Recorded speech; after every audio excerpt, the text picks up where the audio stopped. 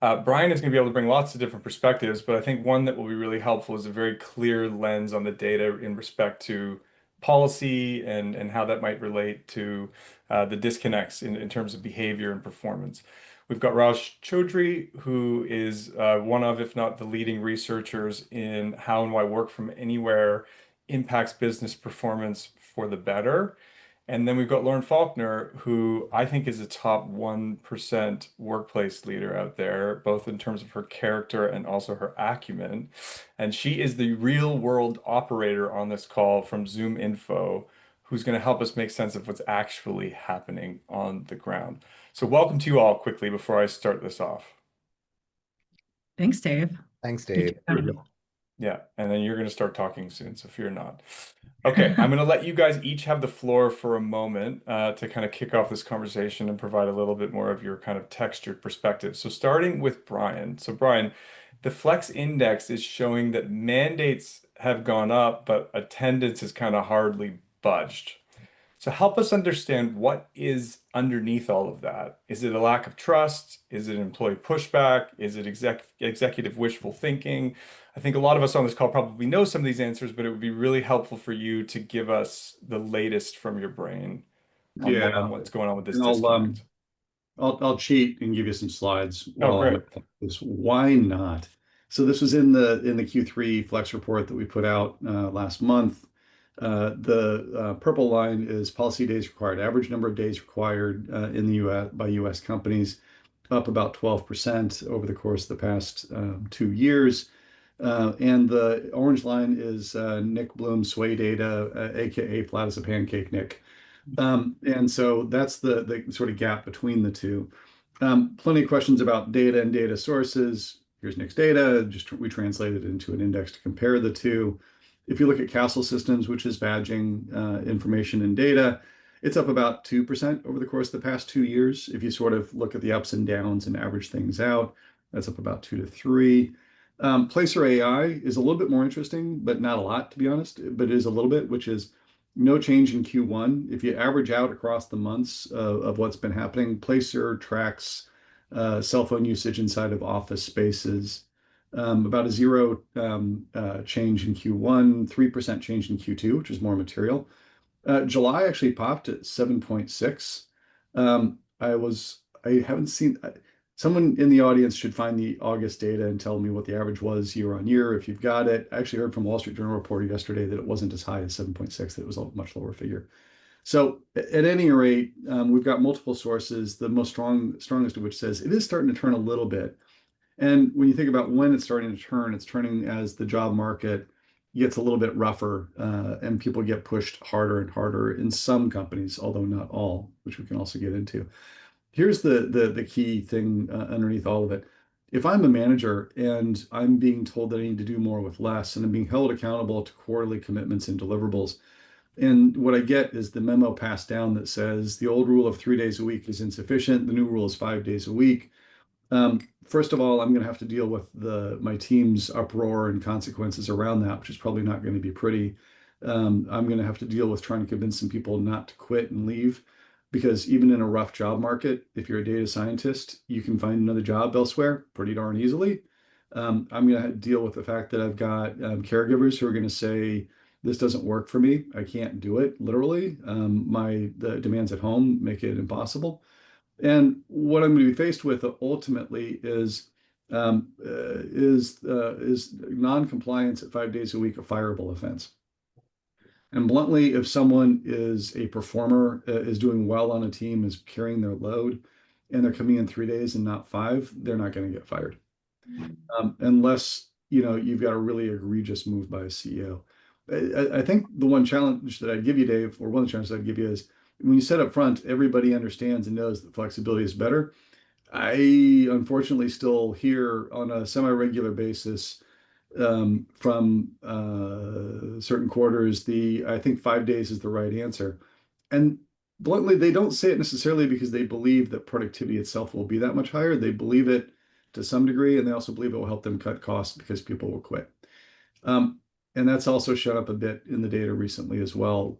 Federal Reserve Board puts out what's called the Beige Book The beige book for August of this year had a line in it about in most districts, meaning Fed districts, they had companies reporting in that the push towards more stringent RTO was an effort to reduce headcount. So saying the quiet part out loud, and it's starting to happen. But I think at the end of the day, the reason why that gap is going to persist and will persist is performance matters at the end of the day more than compliance with the policy. Yeah, yeah, well said. And to Mm. clarify, I meant the reasonable human being in the radical middle. All of those people, which I think probably make up the majority, as is always the case in most situations, but we do hear from the polarized sides. Before I pass it over to Roz, just one additional question for you, Brian. I do find the placer data sort of showing an uptick particularly interesting, notably because it's cell phone pings, right? So this suggests that people are downtown, but it doesn't necessarily suggest that those people are in the office. And having been in Seattle last week, I found it to be really interesting because I didn't see enough activity even on the streets to justify a meaningful return to office. And then someone recently sent me an article saying that they've returned to pre-pandemic levels in Seattle, which can't make sense to me, having just been on the street, but I'm not actually looking at the granular data. So where, like, if you were to forecast 2 months out, do you think that we're going to see a meaningful increase in office attendance as compared to this historical data that shows that it's flat? And if so, yes, why? If so, if not, if no, why not? I think whether we like it or not, we will see more of an uptick. And I do think actually it is happening in some places, Dave. I know that San Francisco downtown is busier than it's ever been. That's partly because you've got an influx of AI tech companies that, by the way, have a variety of policies. The average policy is more like 2 or 3 days a week than it is 5. But those companies, have people coming in more often. I know that New York City, that the big financial services firms have pressed hard enough that even if it's not fully back to where it was, it is in selective areas, and that the traffic has gone up. I know a number of people in the Seattle area as well whose commutes absolutely suck because there are more people on the roads and driving. So I don't think this is a zero phenomenon. I think we're just seeing the gaps between still the extreme stated. I also think to some degree, here's the other difference. In some of the bigger firms, they're pressing back to a norm that didn't exist pre-pandemic. And I think that's where you hit the challenge. You get some companies that are saying 5 days a week, when 5 days a week was not what a lot of people were doing before the pandemic. I worked at Google. I managed fairly good large scale teams. 5 days a week was sort of, I guess, the policy, but honestly, nobody cared that much. I had people who lived in Marin and commuting from Marin County, north of San Francisco, to Mountain View, even on Google luxury buses, is like a 2+ hour to 3 hour event. I wanted them down in the office a day a week for key meetings or when they needed to be there, but otherwise I didn't really sweat it. And so I think part of what you're seeing too, though, is some CEOs with their strong desire for command and control or squeezing people out have actually gone past what was actually a pre-pandemic norm inside their Yeah. own Yeah, organization. it's very interesting to note that. Yeah. Okay. Thank you for all that, man. All right. So moving on to Raj. So Raj, you've obviously studied teams across the world for, I believe, decades. Why doesn't showing up automatically equal performance connection trusts? What are the real levers that correlate with these types of outcomes from your perspective? Yeah, so I think a few observations just to build on what Brian was discussing. So my view is that, I think first of all, we should not view this topic with a very short-term lens, because in the very short term, some companies could, institute these RTOs to get rid of headcount, but that is not a sustainable policy, in my opinion. Because think about the data that we know. The data that we know is that these RTOs are followed by no financial performance gain. That's the study that was done, the large scale RTO study done by Mark Ma and colleagues. Instead, the only measurable effect was 9% attrition and a 13% attrition for women. And the argument that I think is very, very easy to make here is that who are these people leaving? These are some of the best employees who have clearly outside options that they can leave so quickly. And my argument is that there is no board in the world. A CEO might institute in that short-termism, but there's no board in the world that can continue to bleed top talent, make the workforce less diverse in the long term, there has to be pushback from the stakeholders. So I think the labor market will push back, the internal stakeholders will push back. And so, I don't see any reason, given my sort of like view of the world, as an economist, that, that this can sustain in the long term. That's the first thing. The second thing, Dave, is now we are in year 5 or 6 of this phenomena. Even if you were not practicing hybrid or remote before the pandemic, your teams have been practicing this since the last 5 years. And so we have a new study that we should write up and publish in the next few months. And that study tries to answer a question that I've always had myself. And the question was, are these RTOs for the purposes of better coordination, or are these RTOs so that the managers can monitor employees? And there was no good scientific answer. We all have our opinions on that question. So what we do in this study is we leverage a hybrid work experiment, the same one that we published 2 years back, to show that 25 to 40% days in person is optimum. But in this new study, what we have done is we have now collected data of a few 100,000 emails that employees sent during the experimental period. And using the text of the emails, we code whether the email is for the purposes of coordination or monitoring. And the headline finding, which we are going to publish, is that when workers are working remotely, they increase the number of emails that are coordination focused. And when workers are in person in the office, they increase the amount of communication they have with their manager for purposes of monitoring. So I think the reason I'm bringing this new study up today is workers have figured out a way to coordinate remotely. And this is a setting which is not one of the sexiest organizations in the world. And yet in that organization, now we have muscle memory of how people can coordinate while working remotely. So the only reason to have people back in person is for monitoring. And I don't think that logic can sustain. Once this study is published and we have other studies, I don't think managers can then justifiably call back people saying that, no, it's not for monitoring, it's for better coordination. Yeah, that's a really, really fascinating insight that I hope that we'll dive into deeper in the later sections of this. Thank you for that, Raj. That was really great. All right, Lauren, to round out this initial section, let's bring it literally to the ground floor, the person who deals with the floors and the ground and the people that come into them. I'd love to understand from you how the policy/reality gap plays out in your daily work, and what tensions that you might be seeing with your own workforce, or perhaps with discussions that you're having with some of your peers on the ground. Like, how do you bring us into reality and take us away from the headlines in terms of Yeah, all this? no, I'm happy to. And Brian and Raj, I'm so delighted. I could just listen in all day. So I'm talking to you all from my office in Vancouver, Washington, at my company, ZoomInfo. We are one of, I think per Brian's Flex report, we are one of the middle of the pack in terms of RTO policies. We do have a structured hybrid policy, right? There are expectations for folks within a certain commuting distance to come to the office. Most folks fall within 3 days a week. And my team helps facilitate that. We also help facilitate driving connection and amplifying the why behind why we're asking folks to be on site and what the gains are both for them as individuals and, of course, in line with company expectations and company culture. I'm going to hold myself accountable, Dave, and not get too far into that. Thank you. You're welcome.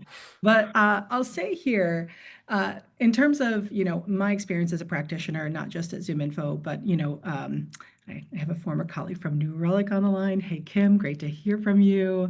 But from across offices is to just echo Brian's point that back in 2017, 2018, 2019, my team actively monitored on-site utilization, and we did have a 1-to-1 ratio of desks to people, unless they were coded as remote.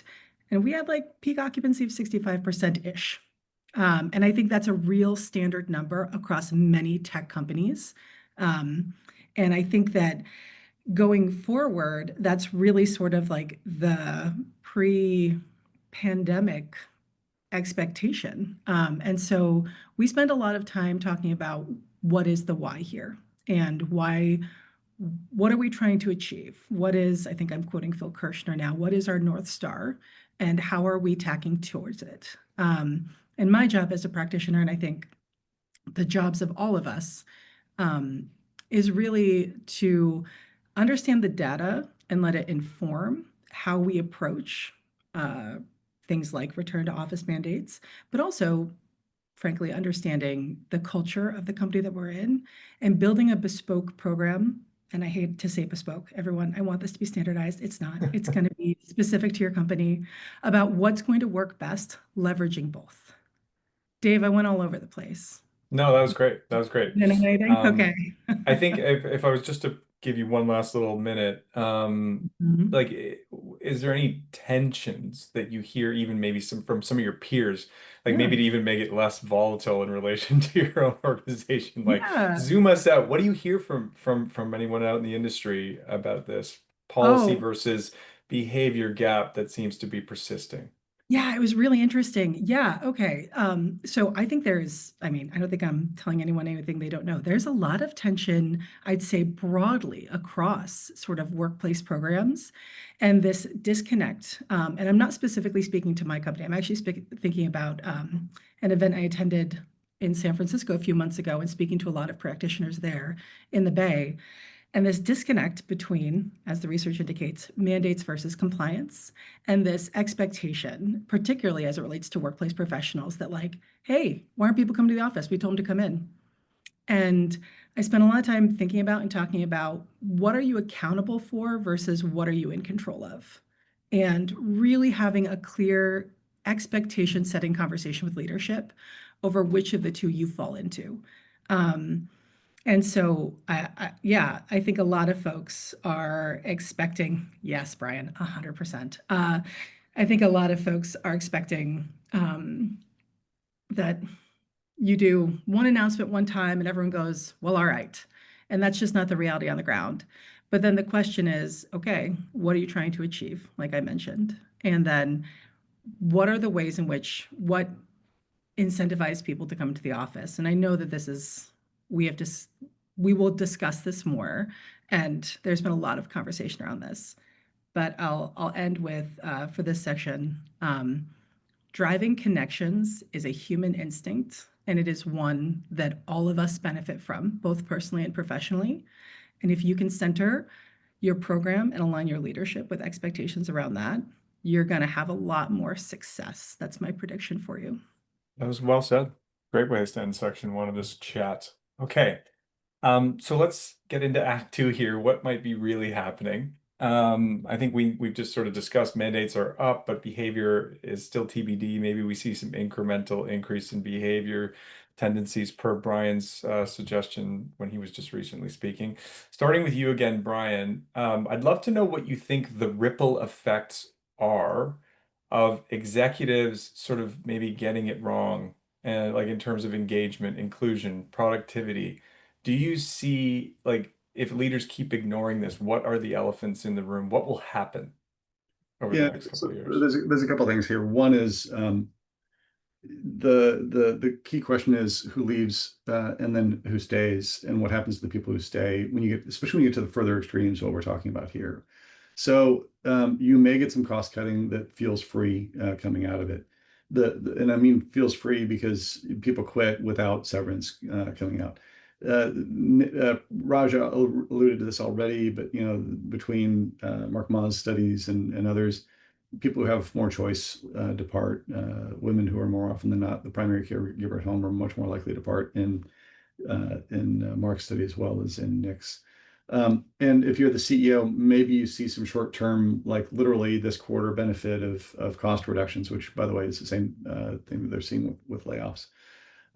they're being lauded for it in a lot of cases because the tough leader is back and it's in vogue. Here's the challenge. You may lose the wrong people, and the wrong people is both those with talent and capability.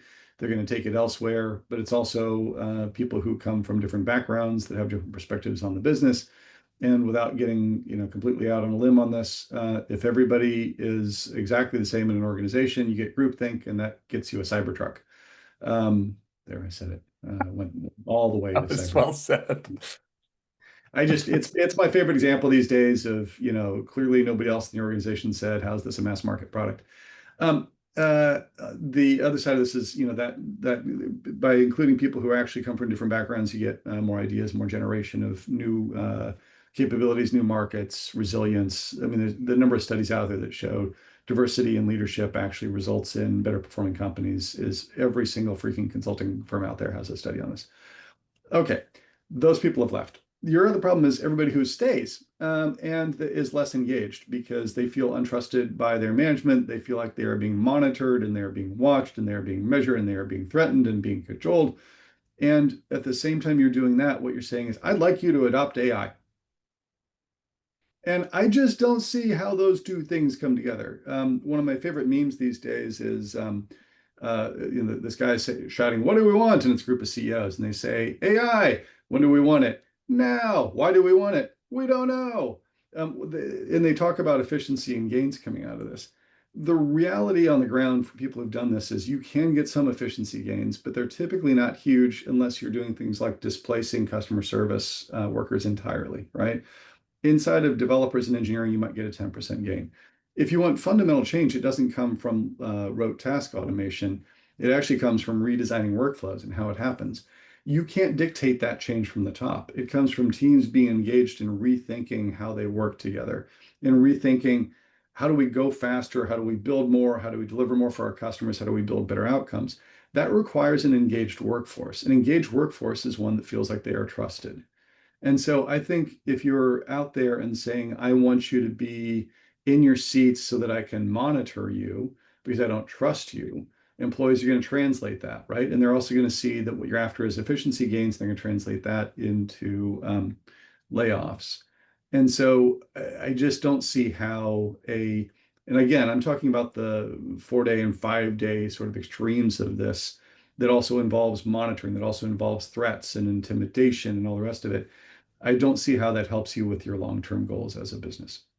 Yeah, well said. It's so interesting that you point out the AI part of it and the meme, because I think the same meme could have applied a couple of years ago to the changing nature of where we did it, right? Like, why do we want people back? We don't know, and now we've gone into this AI age and are in the same problem, having the same problem persist, and it's a much grander problem than where we do it. But both are now coexisting at the same time, and it's just Yeah. wild to Well, really Peter in the think. chat raised what's called System X versus System Y thinking. System X being that humans are lazy and shiftless and only respond to extrinsic motivation, pay, compensation, monitoring threats, intimidation. System Y is intrinsic motivation. And there's multiple studies also that show that my own intrinsic motivation carries me further. It's why I'll go the extra mile for a customer or my team, and matters more from a business perspective. But I think for a lot of leaders, they are fearful because they hear the anecdotal examples of the employee who cheats. And so they put in place a policy. Your challenge then is you're putting a policy in place to manage a single-digit percentage of your employees who may be cheating the system. Well, what happens to the other 95% of your employees that are now expected to operate under that system, and how do they react? Yeah, totally. And I mean, even we're seeing this even in universities with the use of AI, like the resistance to using it because of that maybe 5% case versus the 95 that actually need to embrace it and find a way forward, both in their education and then in the economy. Yeah, so well said, Brian. All right, moving to Raj. I'd love you to apply your research, Raj, to helping us understand how time together either weakens culture, weakens productivity, or enhances it. What is the dosing?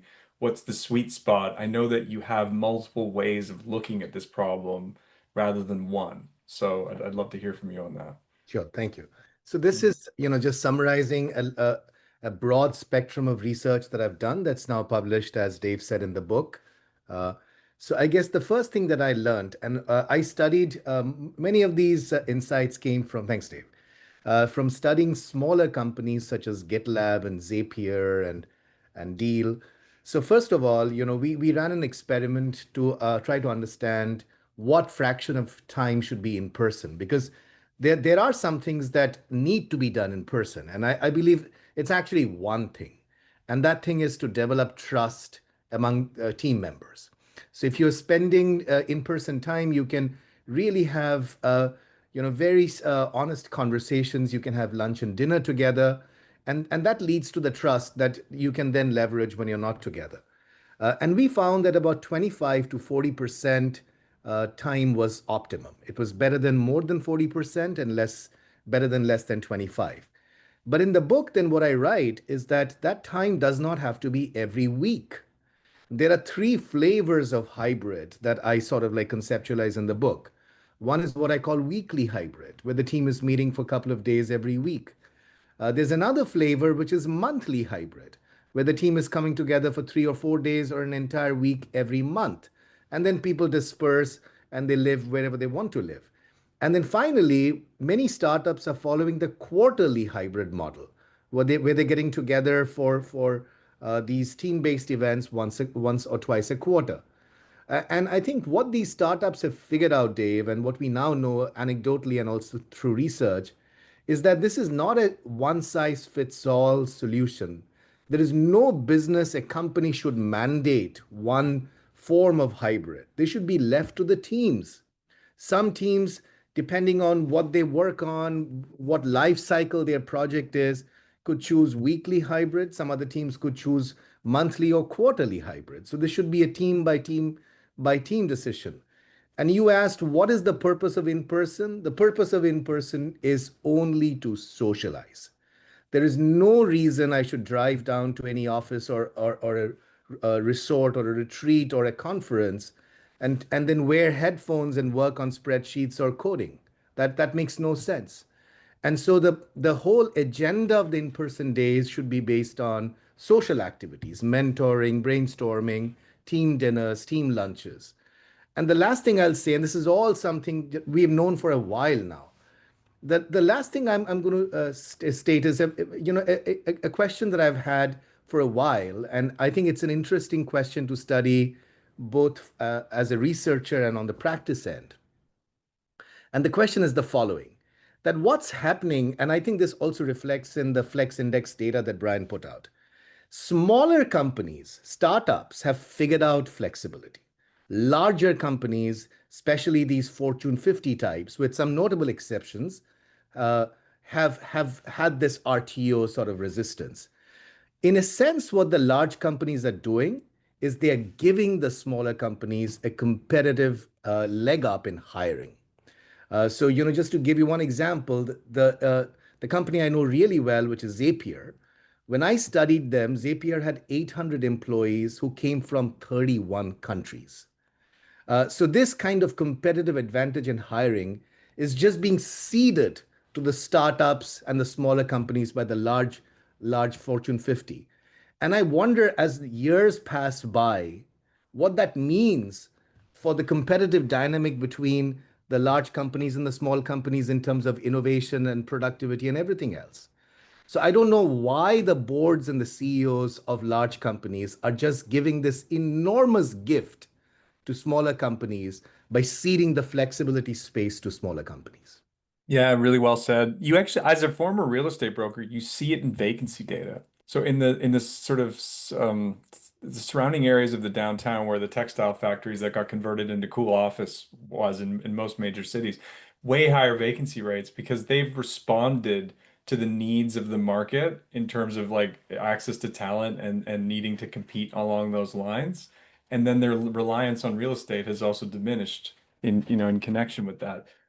Before I pass it over to Lauren, one follow-up, Raj. you told me in a conversation that we had in person on the Harvard campus, which actually built enough trust between the two of us to have you come and join a dinner with us. So absolutely agree with you. Like it should be for socializing, it should be for building trust. One of the things I think you said to me at the time was that you felt that the quarterly hybrid would eventually become more common or more average over time. Is that kind of coalesce with what you were just saying? Like is it like the average company, the ethos in 10 years time is going to be what the startup ethos is today as a result of COVID, or is there something deeper than that? No, I think that's accurate. That's my view that it's a journey from weekly hybrid, then on to monthly hybrid, and then finally to quarterly hybrid. And along the journey, in each step, there are some management practices the team needs to master. So if you're just doing weekly, then the main thing is scheduling. If you are on to monthly, then you need to do a few other things really well as a team. And then if you're finally doing quarterly, then you have to do virtual water coolers and you have to do knowledge codification. So I see it as a journey from weekly to monthly to quarterly hybrid. Yeah, that's great. Thank you for that. Okay, Lauren, so I'd love to understand what you think the blockers might be to getting all of this right. Notably, like to just be a realist for that broad middle that is a more structured hybrid company. Like I kind of agree with Raj. I think maybe we get to that future state, but right now, whether we want to debate it or not, we're in a structured hybrid environment. So like Yeah. is it leadership communication that's suffering? Is it tools? Is it culture? Is it physical space? Like what is the makeup of what holds us back? I mean, great question, Dave. And like this entire time, I've been ping-ponging as usual about those same questions. Um, and let me start with the truth. I have no idea. Yeah, thanks Right? for Can the we own that, vulnerability. team? Okay, cool.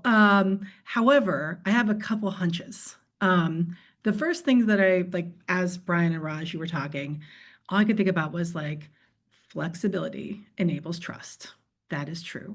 And also, most humans, I'd say like the average, certainly myself, we crave structure and we crave structure in our lives. And a direct way to create structure is the traditional in-office approach, right? I'm aligned. I think 5 days a week, unless you are there, there's obviously some groups where like that's going to make sense because they literally have to be in person for various reasons. But like primarily, I don't see a reason for it. I'm not going to mince words about it. I feel like the debate's settled. That said, uh, I think it's sort of, when I think about like realistically, it's hard to run large, I think, in my experience, it's hard to run large remote first organizations without a dedicated investment in place in terms of your team, in terms of like change management and project management principles being spread across the organization. You've got to have an incredible and dynamic group. I mean, can obligatory Annie Dean reference. You have to have an incredible and dynamic group who is like working on behalf of the company to build those structures in and then amplify them and then get top-down buy-in and then like create the culture around them. That's really challenging. And I think a lot of companies, Raj, to your point, they're not ready to meet that challenge yet. And I think a lot of tools, aren't ready to meet that challenge either. I think there's a lot of, frankly, green space there.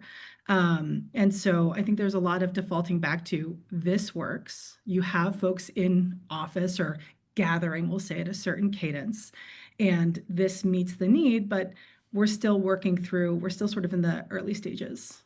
Even now, 5, 6 years later, I think this is I hate to say it, but I think this is like decades of work that's Yeah, coming into us, right? yeah.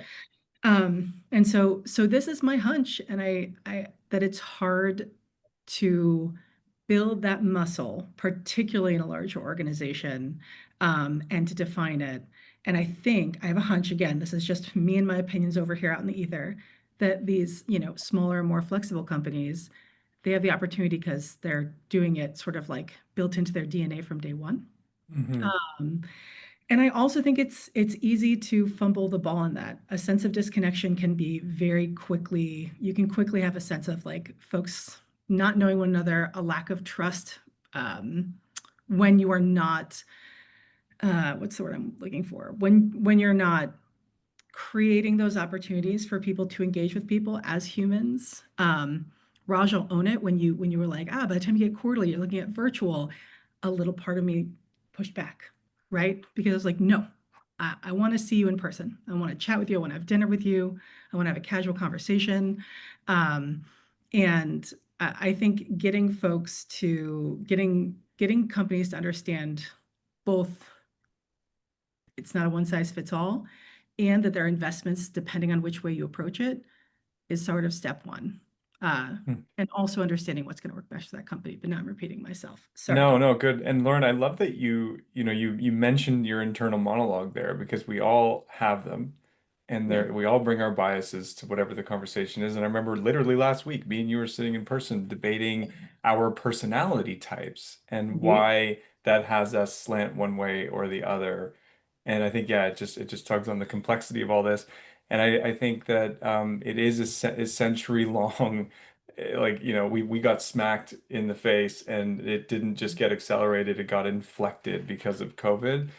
And for some reason, the chaos of Uber disrupting cabs feels more like it was meant to happen along that trajectory than how compressed flexible working became as a result of COVID. So, um, 100%. yeah. And Dave, to your point, and how complex, and therefore how many of us fumbled during that time. And so like we're also trying to reestablish, I think, best practices and learn best practices and curate them, right? But we're all sort of working off of playbooks that were kind of thrown together to try and meet a need we had never contemplated before, which is And interesting. hierarchies too, right? Hierarchies in organizations that we've got to navigate. And those hierarchies are probably they're more compressed and flatter in these startup companies. And so I really admire people like you that are actually dealing with the realities of today because they're probably more complicated than being able to just start with a blank canvas. Yeah, I want to make sure we keep moving forward here. So Nat, why don't we run our quick poll? We've got a quick audience poll just for the fun of it. Hosts and panelists cannot vote, so this is just going to be audience members. What's your biggest blocker in this whole conversation? Hit us up with your answers over the next minute or two. And then we'll keep on rolling, trying to get through a lot in 1 hour. Thank you guys so much, by the way, Lauren, Raj, and Brian. You each have such honest and authentic perspectives. And I know each of you personally, you're all really good people. So I appreciate that you're here and sharing all this. Are we there? Are we getting there on the votes? I will maybe just keep going and we'll see those come in as they do.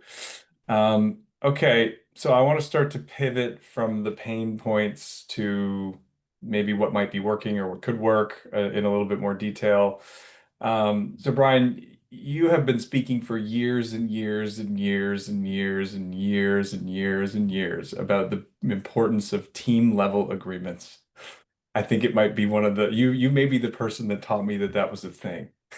So, Yeah. what have you seen in the data about team norms, rituals, and trust building that actually move the performance needle? So I'm going to tell you what it is and why it moves the needle. I'm also going to follow up on Lauren's conversation. So a team agreement, and Raj alluded to this too, like figuring out that my team is all co-located. They're a group of salespeople. Everybody lives in the same city, or almost all of us do. And therefore, we're going to come to the office Tuesday, Wednesday, Thursday. And on Tuesday is going to be pipeline review. On Wednesday, we're going to do pitch practice sessions. On Thursday, we're going to do Q&A with a customer that we're going to bring in. And that's all worthwhile time where people are going to learn from each other. And by the way, we won't jam the day full of meetings. We'll actually make sure there's time for relationship building and development. That's a team agreement. That's a form of a team agreement specific to why do we get together and what do we do together. I can also have a team agreement when it comes to space that says my team is spread out across 3 different time zones.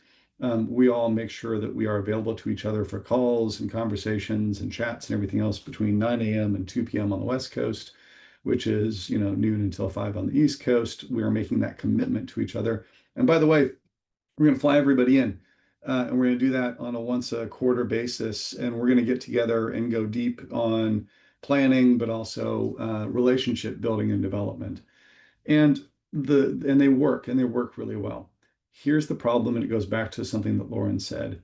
So many companies have not done even the basics of that.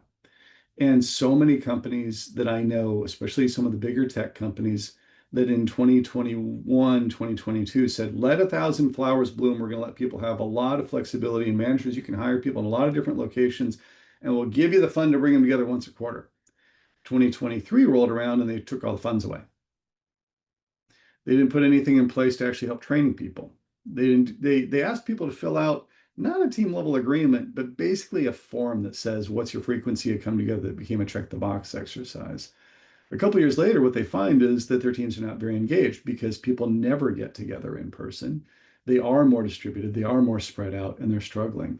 And so I've just seen too many organizations where the let everybody have individual autonomy has actually created almost as many problems as the not 5 day a week necessarily, but the more structured versions of this. And so the answers are making investments behind this, making investments, as was alluded to in the chat, in spaces that actually work, but also making modest investments in people to actually help orchestrate it and make this work better for folks, that train people on how to do it, that give them the tools to do it, that orchestrate gatherings. Zillow has done this really effectively. Allstate has done it really well. I've seen it done in folks at teams like Dropbox. We've all talked about Atlassian and others. There are hosts and reams of teams that have done it well. The problem is if you're not willing to do that, it literally falls apart because you're not building the muscle around it to make it work. And I think that's why you see some CEOs say it's not working. It's not that hybrid doesn't work. It's that simply putting out a policy and just stipulating a policy is what doesn't work. Policies don't solve real world problems. And so you can then take the policy and say, I'm ticked off because I said 3 and I'm only getting 2. We're going to make it 4 because then maybe things will work, or we're going to make it 5 and maybe things will work. You're not going to get better answers out of that. You have to figure out how you're going to invest in better ways of working in order to get there. And the answer to that is going to be unique to your company and your organization. It also should be unique to your team and literally like, what's my distribution of talent on this team? But I think the big challenge that we're facing is, unfortunately, workplace flexibility is not unlike a lot of other things when it comes to employee experience. It often gets second-class citizen status when you compare it to things like customer experience, right? Like companies invest massive amounts in segmentation and training and focus groups and everything else to understand their customers. And they invest a fraction of that in the employee experience. One begets the other. Good employee experiences beget good customer experiences. And so I think a team agreement is simply one of the tools in the toolkit that allow people to build better programs around this, regardless of policy. It's much more about, do I actually have better ways of working for folks? Yeah, well said. And I think to your point about the fact that we're trying to establish a norm that wasn't even a pre-pandemic norm is probably a great reconnect there. Because at the end of the day, team agreements are what matter the most. So thank you for that. All right, we've got the poll here. It looks like executive mindset is just trumping everything else. So that's good to know. We'll close that down really quick. All right, Raj and Lauren, I want to try and tighten us up here in this section. And for the group, we maybe might go a couple minutes over. Hopefully you're willing to stay. So just a quick question for you, Raj, on this section. What's 1 or 2 practices that you have written about or documented that truly make flexibility sustainable, not just a perk, but a performance driver? Yeah, so if I had to choose just 1 or 2, Dave, I would say codification. All the successful companies or teams that I've seen embrace flexibility have also embraced codification. And so you have to have a single source of truth, all the knowledge that's relevant, especially for new hires, for people joining the project just today. They need to know, what has been done, what's been discussed, who are the customers, what are the processes.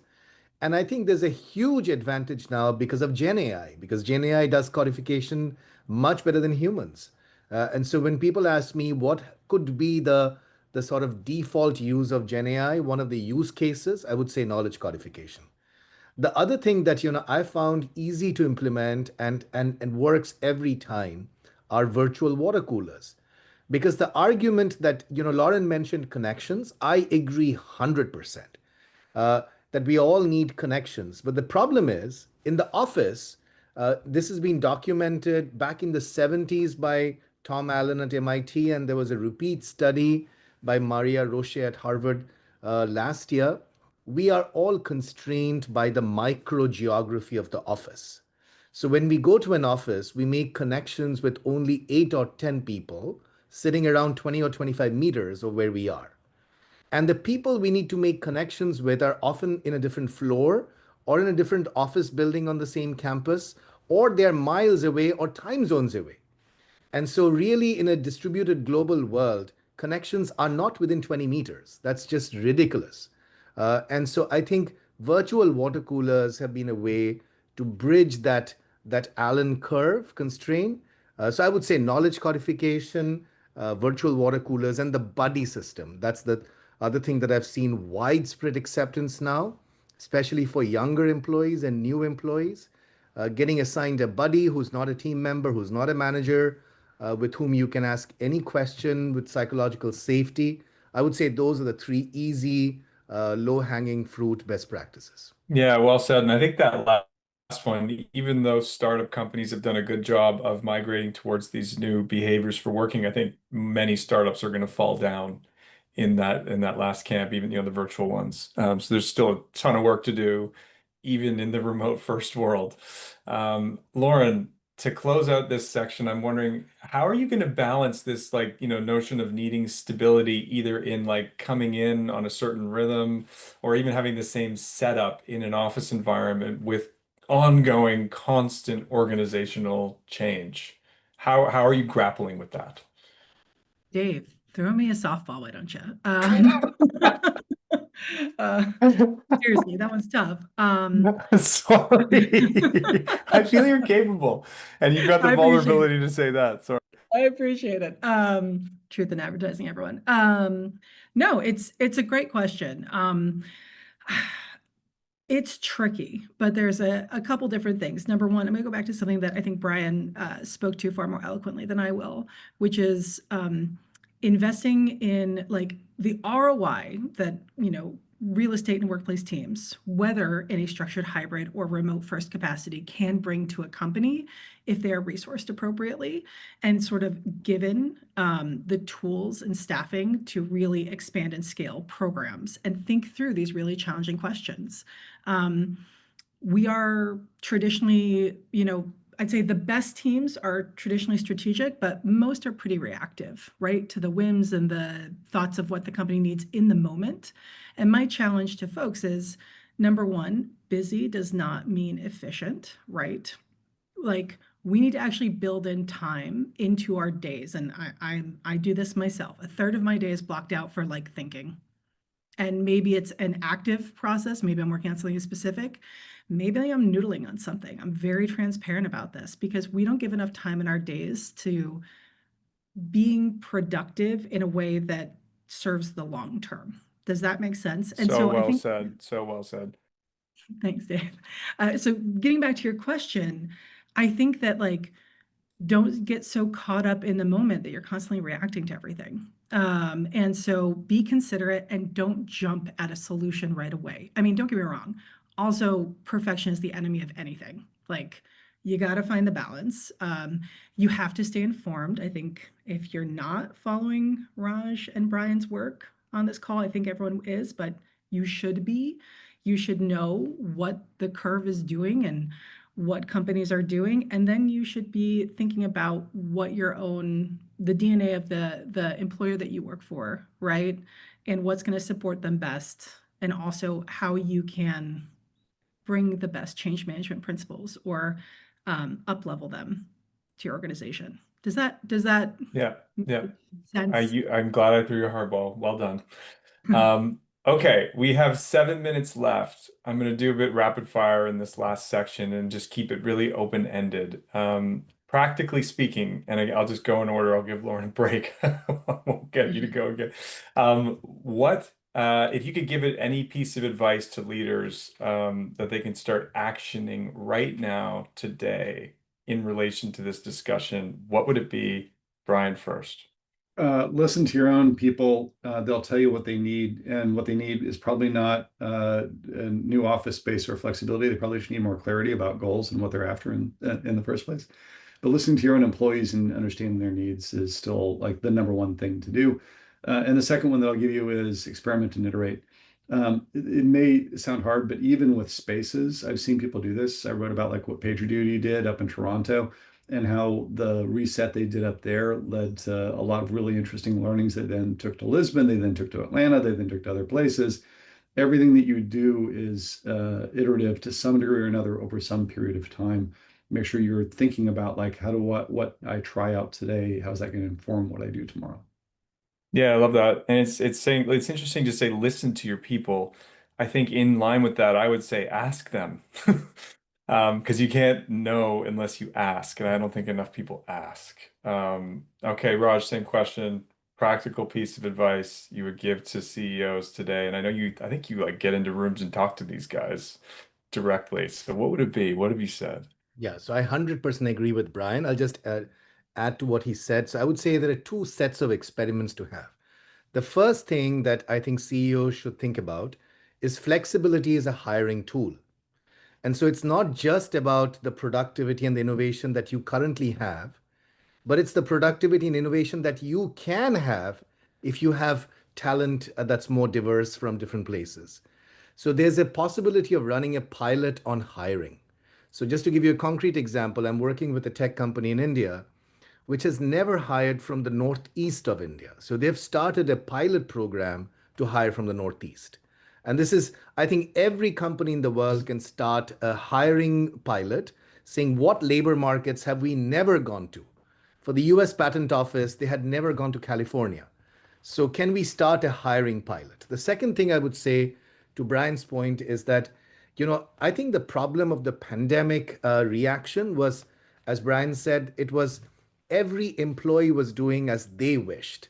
And it was like a million flowers bloom. What we need to have is a few 100,000 flower pots bloom. What I mean by is that the experimentation should be at the level of the team, not the individual. So teams should have autonomy and discretion and budget to figure out how to make flexibility work. And then the CEO can give the autonomy to the teams and then have them report back every few months on what's working and what's not working. It's funny, Raj, as you're saying this, I'm going, this is not complicated. This is how family units either fall apart or succeed, right? Like if I'm not sitting with my partner regularly and asking, what do we need to do today? What is our midterm North Star and where are we trying to go long term? Like we're gonna fall down in every respect. So yeah, it's not too complicated, but it's difficult to put into practice. Okay, Lauren, to close us out. I would say bringing your like practical, like ground floor, you deal with the physicality of this stuff a little bit more. What is one practical piece of advice you would give to a leader?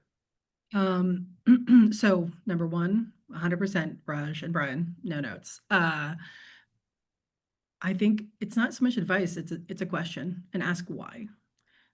You're asked to do something. I am asked as a practitioner to do something, or my team's asked to like create a new program, and normalize asking why, and helping them sort of refine their answer and dig deep. And I also think it's really important for you to say back to them, here's what I think you want, and here's why I think you want it. Is that right? And that is, of course, also in alignment with everything that Brian and Raj said. You do have to talk to your teams. You do have to listen to what's actually happening on the ground. You have to see the way people work, because the way when you're in the C-suite, I assume, haven't been there yet, I'll let you know. But I assume you You'd work have my different. vote. Thank you, Dave. You work differently when you're in the C-suite than when you are a middle level manager somewhere in an organization, assuming that there's hierarchies in your organization, it's not flat, than you are as an individual contributor or even director or VP level. And so understanding the pain points of like, what is your team actually struggling with that's directly impacting your ability to support the business? And I think the best way to find that out is to experience it in real time. Find ways to be present with people in offices, in offsites, show up. Yeah, Yeah. recommendation. Preach, girl, preach. Okay, well, thank you all of you, and thank you for everyone who has stayed on for this entire session. Brian, man, I will say on a personal level, you have been my educator and have been like the Bible of what to do and how to make sense of it all. So for anyone on this call that is not following Brian Elliott, it's a huge mistake that you're making. You must follow him immediately. Well, I was going to say Lauren and Raj, obviously as well. I Oh, mean, I'm getting there, Brian. I'm getting there. I'm yeah, getting to that next. please God, Take your man. flowers, Brian. You deserve it. I'm getting there next. Yeah, no, and the Flex Index research is amazing. Anyone who's not checked it out, we'll make sure it gets in front of you. Obviously, Raj, I'm going to pump your book one more time. The World is Your Office. These are real case studies on professionally being able to work from anywhere. Kudos to you and all the research that you're doing. And Lauren, it's been an absolute pleasure getting to know you, your openness to being a connector, to being someone who's willing to share all of your ideas, and just being so generous with your time and your insights. Greatly appreciated. Anyone who is a practitioner or has clients who are practitioners on this call, don't bombard Lauren because she's very kind and I'm sure she'll give you her time, but in a structured way, she would be more than happy to connect with you. I do know that very much. And us on the Cadence side, thanks for coming. If there's any workplace technology needs that you have, obviously feel free to give me a call. I'd be happy to either talk it through with you or direct you to other resources on our team. So I think, wow, we did it 2 o'clock. Hopefully that wasn't too much of a whirlwind for everybody. Much appreciated. Great time. Thank you all. Thanks. Thanks. Yeah, appreciate it.